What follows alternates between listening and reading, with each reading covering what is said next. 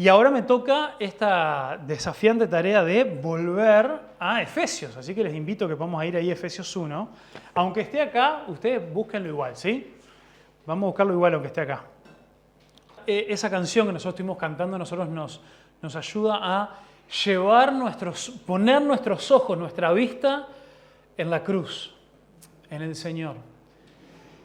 Y no importa que sea un domingo en el cual no tengamos Santa Cena, eso debería ser lo que cada uno de nosotros haga todos los días, pero principalmente cuando nos juntamos en el Día del Señor, el cual pasó a ser el Día del Señor también porque el domingo fue el día de la resurrección, el primer día de la semana, para que nosotros podamos poner nuestros ojos espirituales, nuestros ojos de nuestra mente, de nuestro corazón, en esa hermosa cruz, para que sabiendo que cada uno de nosotros venimos con un montón de cosas, un montón de cargas en nuestra vida, cargas emocionales de cosas de nuestra vida íntima que quizá nadie conoce, cargas que tienen que ver con situaciones familiares, cargas que tienen que ver con situaciones económicas, cargas que puedan tener que ver con enfermedades. Yo lo que les quiero asegurar es que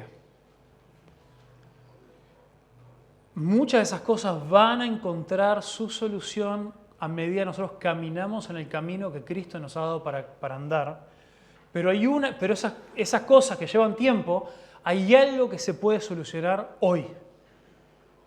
Y es que nuestra vista, nuestro enfoque esté puesto completamente en Jesús. Completamente en su obra, completamente en quien Él es, quien Él siempre fue, quien Él siempre será y quien Él es para nosotros. Y eso, aunque vos hoy salgas a enfrentar los mismos problemas, las mismas dificultades, yo confío que si tus ojos están puestos en la cruz, pero no solamente en la cruz, en la tumba vacía, todo va a ser diferente. Padre Celestial, yo te alabo, Señor, porque tenemos este privilegio como hijos tuyos de venir a contemplar tu cruz, de venir a contemplar la obra de tu majestuosidad, de tu poder, de venir a ti, Señor. De darnos cuenta que tú eres más grande de cualquier otra cosa que nosotros jamás hayamos soñado o imaginado. Y de darnos cuenta que, Señor, a ti te importamos, vos nos amás y vos querés obrar a nosotros. Te pedimos, Señor, que nos ayudes a meditar ahora en este momento, a poder centrar nuestros pensamientos, nuestros corazones en ti, Señor, y en tu palabra. En el nombre de Jesús. Amén. Y creemos que su palabra es poderosa. Amén. Y como creemos que su palabra es poderosa, por eso es que queremos siempre centrarnos en su palabra para conocer su voluntad para nosotros. Entonces, en Efesios capítulo 1, habíamos hablado de dos cosas o de tres. Habíamos hablado, ¿se acuerdan? De todas las bendiciones espirituales en los lugares celestiales que tenemos en Cristo. ¿Se acuerdan? ¿Sí? Ahí va. Y habíamos hablado varias de esas características, o varias de esas bendiciones espirituales. Y también habíamos comenzado a ver, que es lo difícil, porque ahora en el versículo 19 estamos retomando una oración ahí arrancada, que la habíamos dividido por la mitad, una oración que Pablo hace a Dios por la iglesia de Éfeso, rogando para que ellos pudieran conocer más y mejor a Dios. Eso fue la última predicación de Efesios que tuvimos, ¿no? Y podríamos dividir que ese conocimiento que Él quiere, ahora vamos a tener un enfoque específicamente en su poder. Y los dos grandes temas que habíamos tocado en todas las predicaciones anteriores, entre su herencia, las bendiciones espirituales y la oración, tenía que ver principalmente con dos cosas. Uno, el gran llamamiento que tenemos en Él. Segundo, también la gran herencia que nos espera, ¿no? Entonces, nosotros podemos pensar como el llamamiento de Dios, como esa gran y hermosa cosa que hubo en el pasado de nuestra vida, cuando fuimos llamados a seguir a Jesús y le seguimos, o también en los términos de Pablo, cuando fuimos llamados antes de la fundación del mundo, cuando Él nos eligió de lo vil del mundo para formar un pueblo a quien Él ama. Pero también está la herencia que tenemos prometida que nos ayuda a mirar un futuro y mirar hacia adelante y decir qué hermoso va a ser esa eternidad con Cristo cuando todos estemos juntos con Él, ya en cuerpos nuevos, para disfrutar una eternidad en los cielos y tierra nueva y ya sin pecado y disfrutando de las hermosas cosas que Dios tiene para nosotros. Y ahora esta segunda parte de la oración va a enfocarse en el poder de Dios, en el poder de Dios. Y el poder de Dios es aquello que nosotros también podemos disfrutar, acorde a este pasaje, en el presente. Entonces Pablo quiere que nosotros miremos hacia el pasado, agradeciendo por nuestro llamamiento, hacia el futuro, esperanzados y aferrándonos a la herencia que nos espera, pero también en el presente, de que para vos y para mí está disponible el poder de Dios. Y eso es bueno, y eso es buena noticia. Así que vamos a ver. Recuerden, esta es una oración que Pablo hacía pidiendo para que seamos llenos del conocimiento. ¿Se acuerdan? El conocimiento.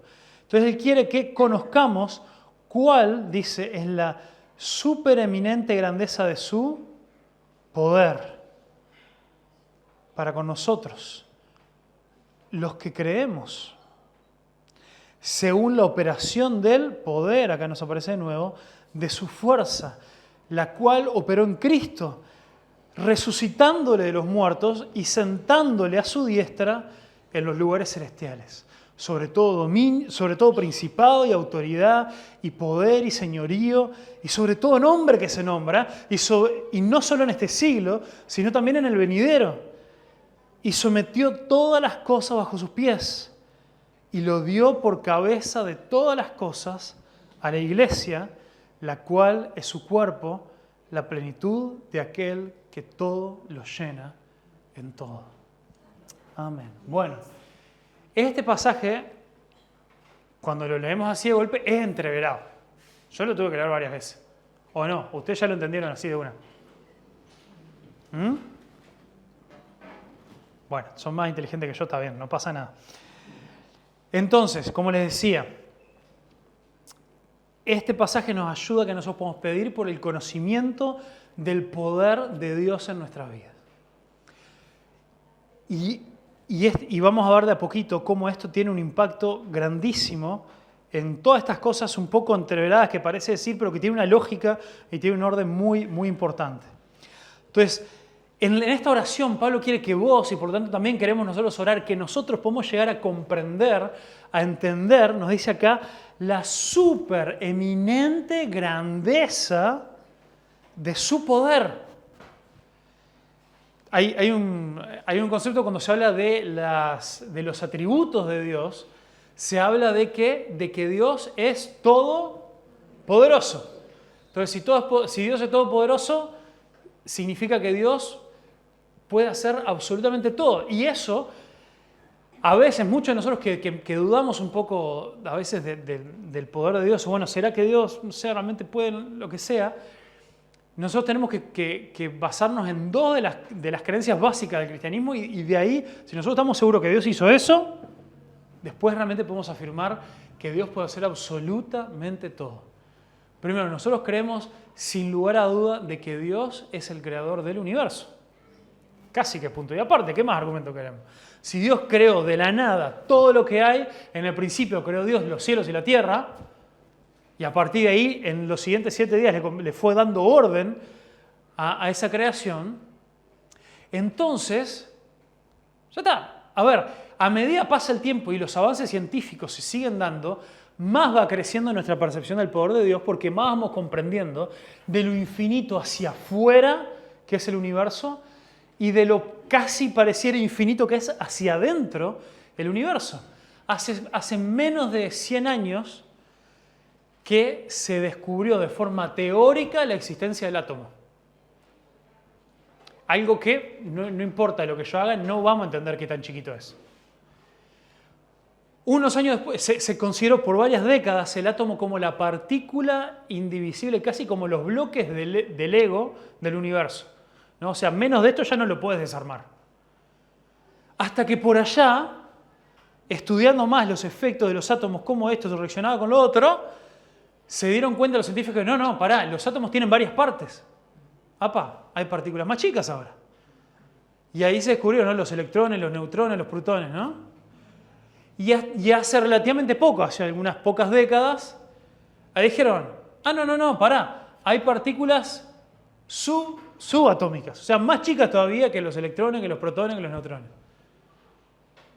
Y ha habido un montón de experimentos científicos que los comprueban. Entonces ya nuestra mente, ya está, se rompe, son cosas teóricas que se comprueban, que van siendo así, pero ya está. Entonces, hacia afuera y hacia adentro, la creación de Dios es incomprensiblemente grande, y el poder de Dios para darle forma a todo eso, y no solamente forma, una lógica, va más allá de cualquier cosa que nosotros podemos comprender. Por lo tanto, nosotros tenemos un Dios de infinito poder, o como dice acá, la supereminente grandeza. Y la otra cosa, que es lo que menciona, que lo va a mencionar acá, es lo que le da la base a nuestra fe, que es la profunda convicción de que Jesús no solamente murió, sino que también resucitó. Entonces, esto lo vemos acá, hermanos, cuando vemos que dice, este gran poder operó en Cristo, resucitándole de los muertos.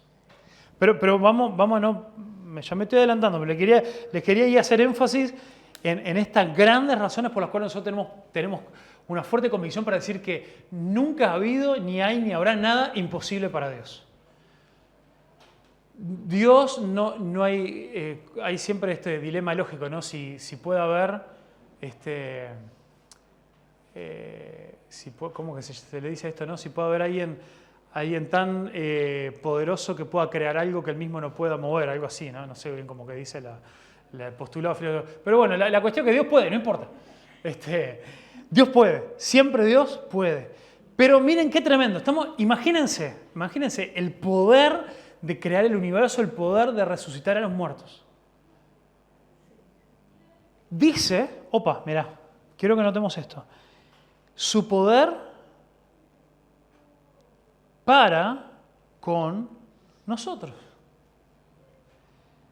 Entonces, lo primero que este pasaje nos deja en claro es que el poder de Dios es grande, obra en nosotros, y nos dice acá en quiénes obra este poder. ¿En quiénes obra? Ya le dice un circulito ahí. En los que creen en Él. Y esto, hermanos, es hermoso. Es grande para quienes creen en Él. Y esto es importante, miren. Cuando acá dice el gran poder para con nosotros los que creemos en Él, está hablando de cada persona que es parte del pueblo de Dios, cada persona que ha puesto su fe en Jesús como su Salvador, quien murió para perdonar nuestros pecados, quien resucitó y quien ahora vive. No está hablando, aunque no significa que nosotros somos llamados a crecer en nuestra fe,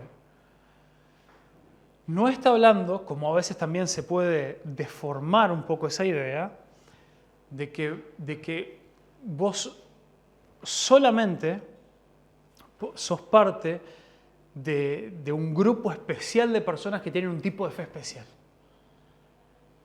Acá el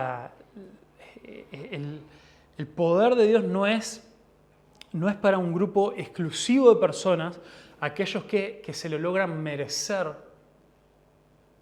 sino que es para aquellos que han recibido una nueva vida en Cristo.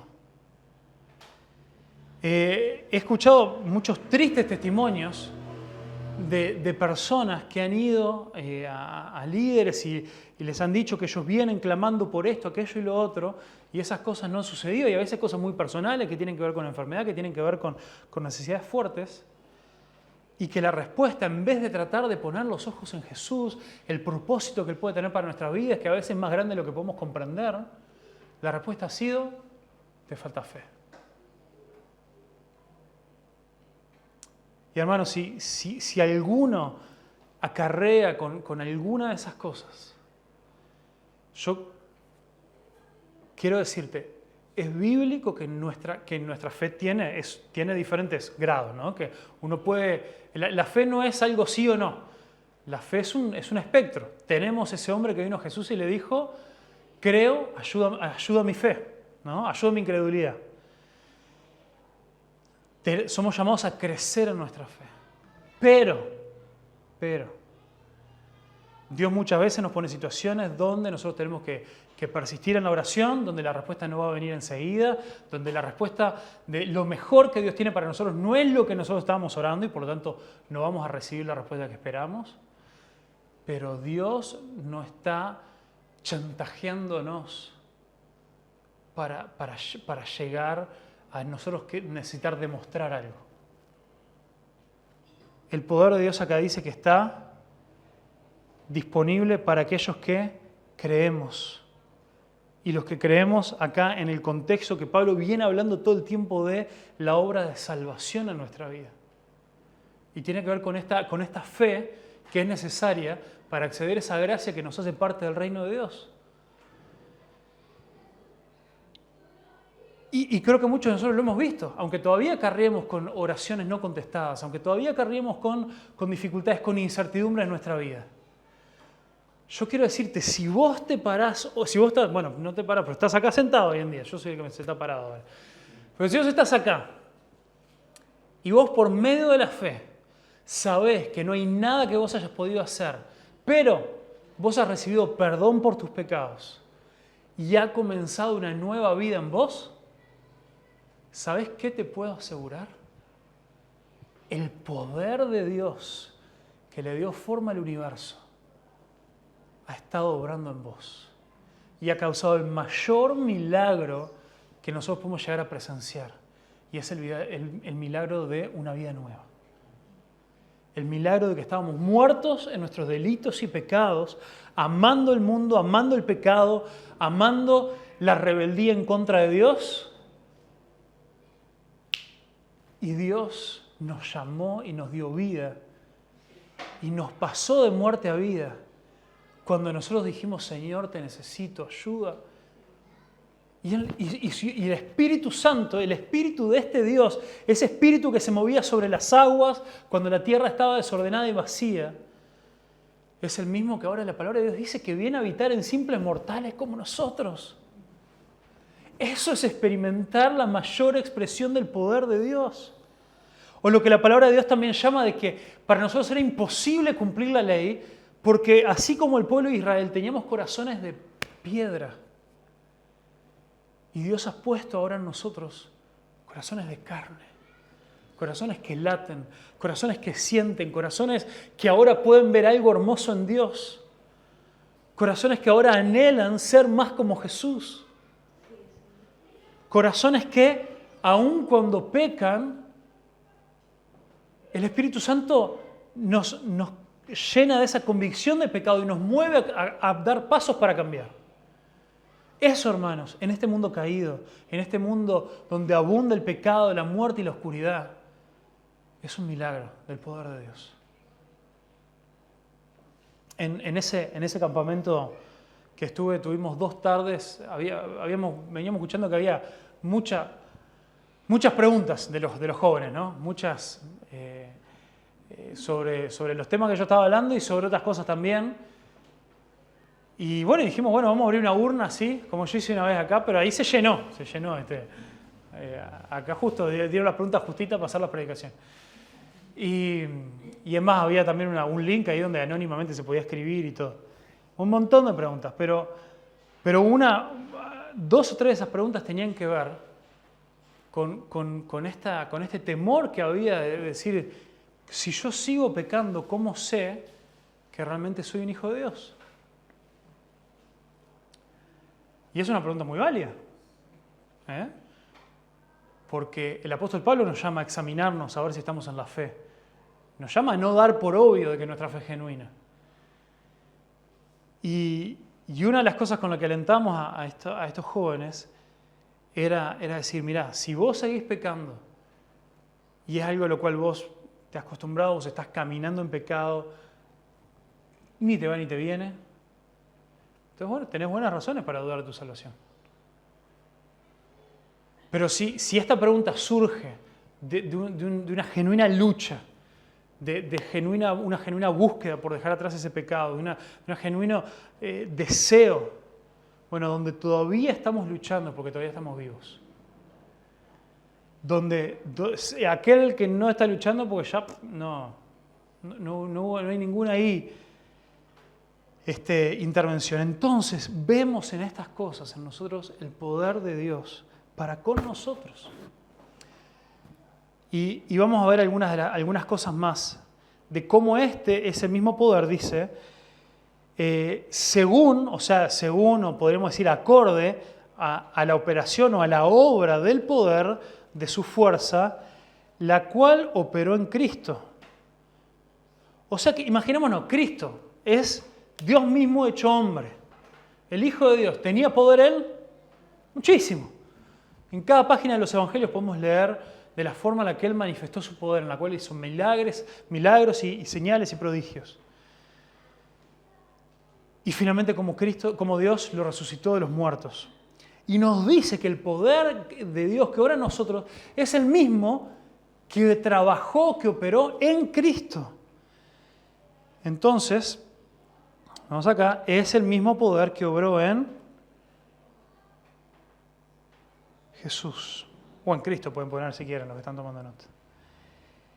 Y esto es importante por tres cosas. Hay tres cosas que este pasaje nos muestra. Hay tres formas en las cuales el poder de Dios obró en Cristo y eso tiene que ver con nosotros. Porque acuérdense, estamos en medio de una oración en la cual Pablo quiere que nosotros podamos conocer más de cómo es este supereminente poder de Dios que actúa en nosotros. Y quiere que sepamos que es el mismo poder que obró en Cristo, porque de la forma que obró en Cristo, también obra en nosotros. ¿Sí? Entonces nos dice, la cual obró en Cristo, acá ya lo dijimos, ¿no? Resucitándole de los muertos. Entonces, ya habíamos hablado un poquito de esto, pero esto lo que significa es que Jesús tiene poder sobre la muerte.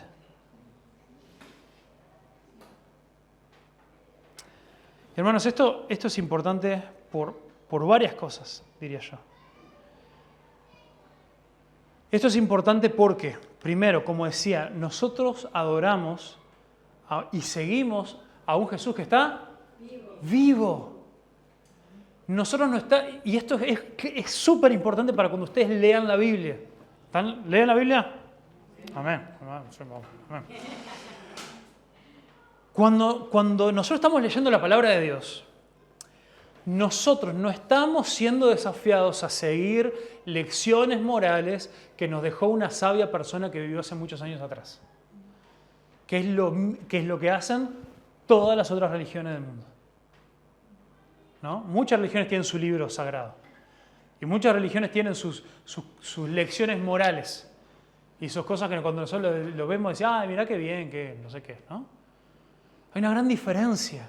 Ellos están leyendo enseñanzas que no provienen de Dios, de una persona que hoy no quedan pero ni sus huesos. De una persona que fue eso, fue una persona. Nosotros estamos leyendo las buenas noticias de que Dios se hizo hombre, siendo 100% hombre y 100% Dios, vivió de una manera perfecta, sin pecado, algo que ningún otro pudo hacer, para vivir la vida que nosotros no podríamos haber vivido y morir la muerte que nosotros no podríamos haber muerto, para que ahora nosotros tengamos su vida y al leer sus mandamientos, al leer la forma en la que Él quiere que nosotros vivamos, Él viene a nosotros y estando vivo en nuestra vida, en nuestro corazón, por medio de su Espíritu que habita en nosotros, nos toma de la mano y Él nos acompaña en este camino de santificación y de obediencia. Entonces, el poder de Dios resucitó a Jesús de la muerte y eso es buena noticia para nosotros porque ahora tenemos, cuando decimos que Jesús es nuestro amigo, es literal, Él está con nosotros, su presencia está con nosotros. Y algo tremendo también es que todavía nosotros vivimos en un mundo que todavía sigue siendo afectado por el pecado y la muerte.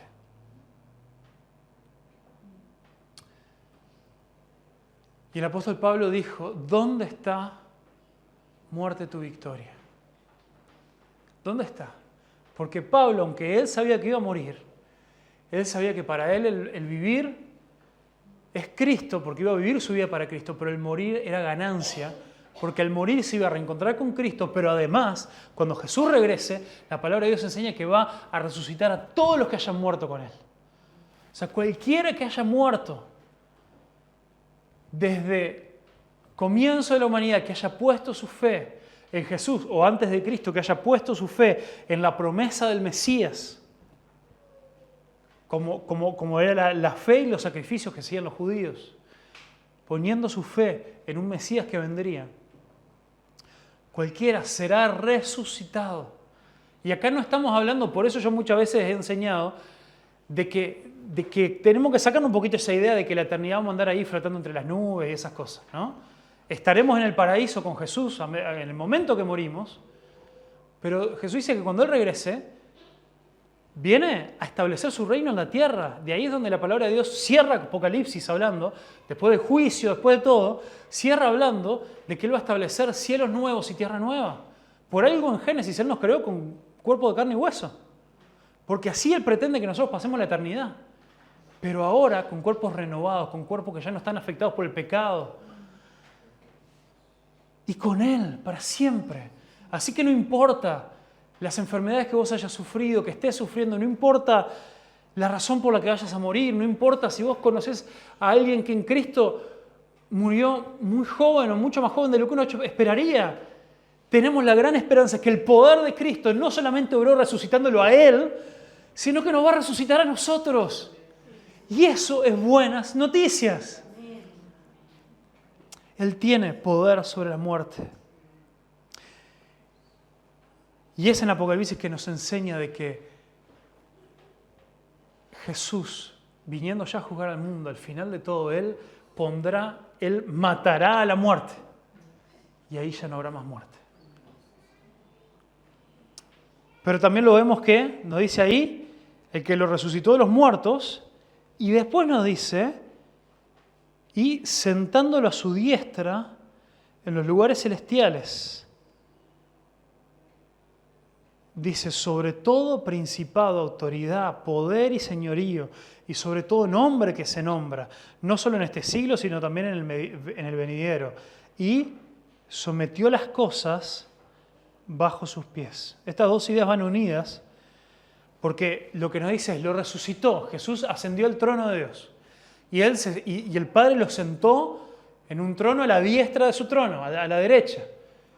Y dice, y desde ahí Él quedó sobre todas las cosas. Y el estar sobre todas las cosas es también la misma imagen de que todas las cosas quedaron bajo sus pies. Y en el medio, entre que sentándolo a su diestra y sometió todas las cosas bajo sus pies, nos dice que esta autoridad, este poder, este dominio, lo tiene sobre principados y autoridades, poder y señoríos, sobre todo nombre. Y acá está hablando de los poderes del mundo invisible, los poderes de maldad. Por lo tanto, vemos también que el mismo poder que obró en Jesús también es un poder sobre toda maldad. Y esto también, hermanos, es buena noticia para nosotros. Porque yo también quiero decirte, como hijos de Dios, en quien el mismo poder que obró en Cristo obra en nosotros no tenemos por qué temerle a Satanás. No tenemos por qué temerle a los demonios, no tenemos por qué temerle a nada. También me da tristeza Escuchar y conocer de cristianos que viven atormentados bajo la noción de que aún ellos estando en Cristo pueden ser poseídos, pueden ser un montón enorme de cosas.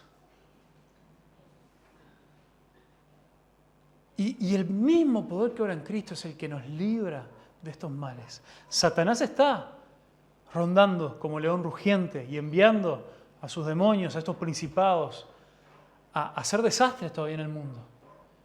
Y también en nuestra vida. Y busca también de que quienes somos hijos de Dios nos busca tentar.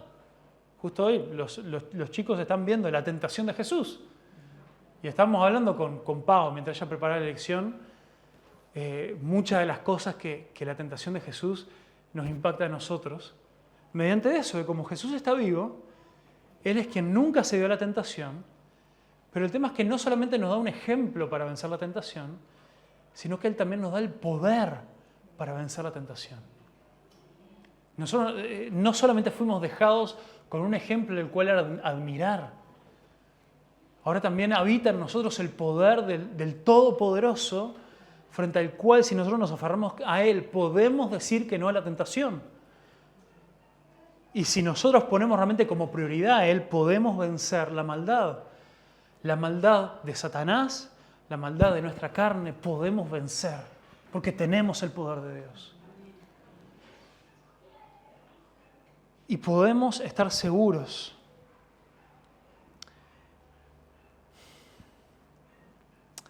de que también Satanás sí busca atormentar, busca hacer cosas sin habitar nosotros, sin poder poseernos, porque nosotros habita el Espíritu Santo, por tanto sería imposible. Pero sí busca alrededor de nosotros hacer cosas para esto. Y esto también tiene que ser una invitación. El hecho de decir nosotros no le tenemos por qué temer a Satanás no es una invitación a ignorarlo. Al contrario, diría yo.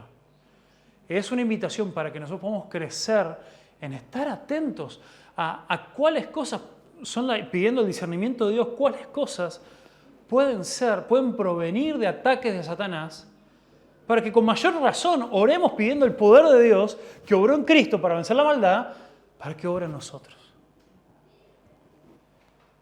Y a veces nosotros, acá en las iglesias bautistas, somos ahí medio de olvidarnos un poquito de Satanás, ¿no? Es como que lo echamos ahí un poquito a un costado, ¿no?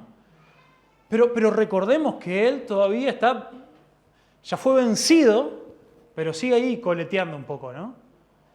Así como la serpiente a la cual le cortan la cabeza y sigue un buen rato retorciéndose y rompiendo lo que pueda a su alrededor, así también sigue Satanás hasta que Cristo vuelva. Y tenemos que ser conscientes de esos. Tenemos que ser conscientes, tenemos que orar pidiendo discernimiento de Dios para, Señor, mostrame cuáles cosas están siendo causadas por estos poderes, por estos secuaces de Satanás, por los demonios, para nosotros poder pedir la ayuda de Dios con este poder que obra en nosotros, que obró también en Cristo para vencer la maldad. Y ahí podemos nosotros encontrar gran libertad. Y por último, y esto es hermoso, hermanos. Y se acuerdan la secuencia, ¿no? El poder de Dios que hizo tres cosas. Resucitó a Jesús de los muertos, lo puso sobre todas las cosas y puso todas las cosas bajo sus pies, dándole autoridad. Y por último dice, lo dio por cabeza sobre todas las cosas a la iglesia, la cual es su cuerpo, la plenitud de aquel que lo llena todo en todo. Entonces, el poder de Dios en Cristo obró también como su poder sobre la iglesia.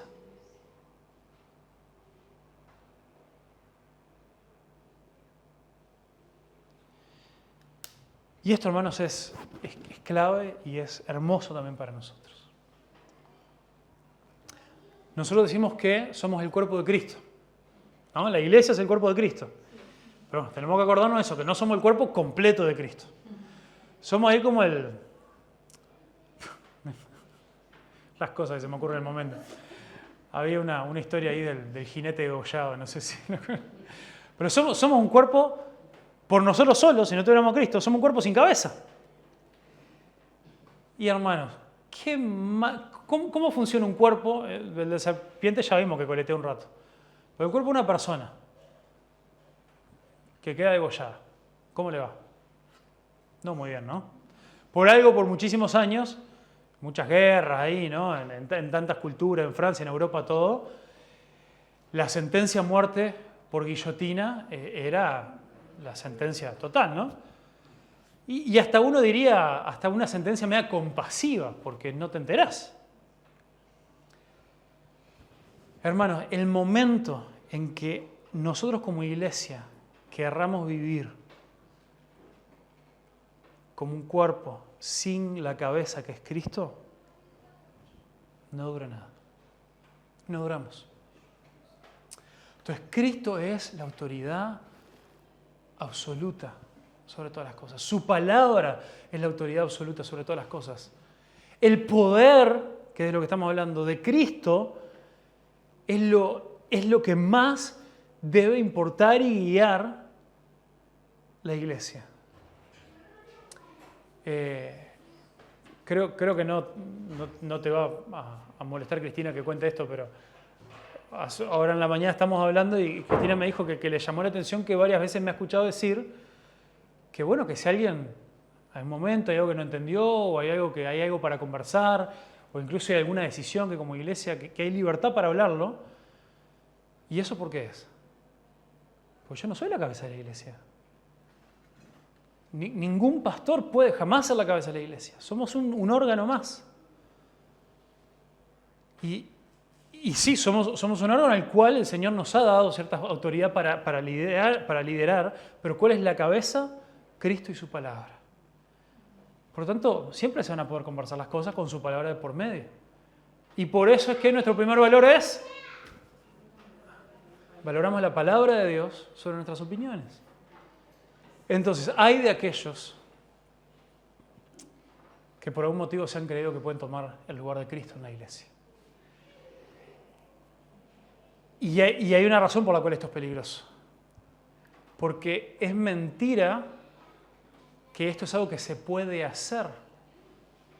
Si Dios es todopoderoso y Dios puso a Cristo como cabeza de la iglesia, ¿puede alguien sacar a Cristo como cabeza de la iglesia? No.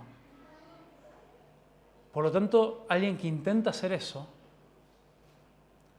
se está sacando a sí mismo del cuerpo, está rechazando a Dios y cómo Dios ha establecido que su cuerpo funciona.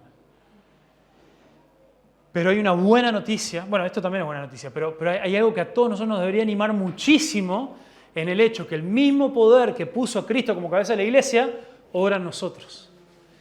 Y es el hecho de que si Dios es todopoderoso y Dios gobierna sobre su iglesia, no hay nada de lo creado, ni de lo invisible, ni de lo invisible, no hay nada de lo pasado, de lo presente, ni de lo futuro que pueda llegar a detener los planes de Dios para su iglesia.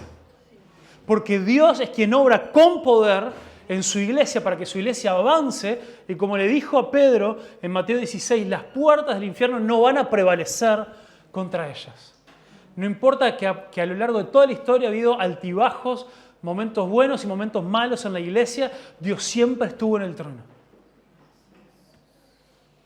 Me encanta, es que hay un predicador ahí también de esta red de Hechos 29 allá de Estados Unidos que tiene un podcast ahí que escucho y me encanta que siempre él termina con una frase que siempre es la misma. Y dice: hermanos, cobremos ánimo porque la tumba está vacía y el trono está ocupado. Y qué declaración más hermosa que puede centrarnos en por qué el poder de Dios obra en nosotros y podemos confiar. Entonces yo entiendo que muchos de nosotros llegamos acá con oraciones sin contestar. Yo entiendo que muchos estamos en medio de momentos muy difíciles en nuestra vida donde quisiéramos ahí tener a Jesús para decirle: multiplicame los panes y los peces, levantame de mi camilla.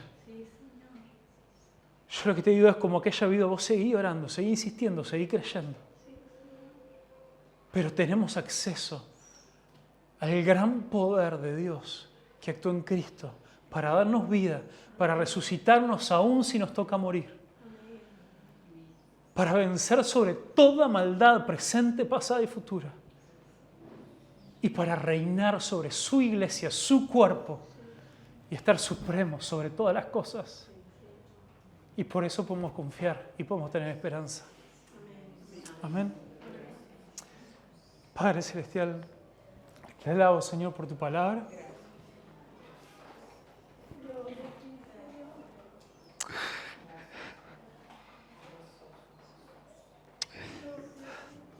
Y yo te pido, Señor, que no vayamos de acá con un Dios más grande en nuestra mente y en nuestro corazón. Yo te pido, Señor, que en medio de nuestras dificultades, hoy nuestro espíritu se vaya animado, con fuerzas, porque nosotros hemos visto tu poder obrar en estas cosas.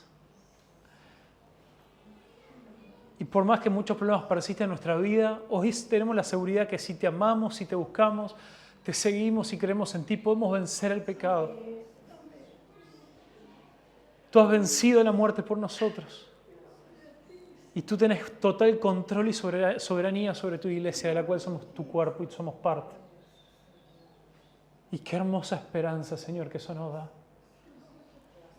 Y como oró el apóstol Pablo, yo te pido, Dios, que a partir de hoy podamos conocer un poco más profundamente este poder, para orar y clamar a ti, Señor, en esas cosas como conviene, para orar a nosotros. En el nombre de Jesús. Amén.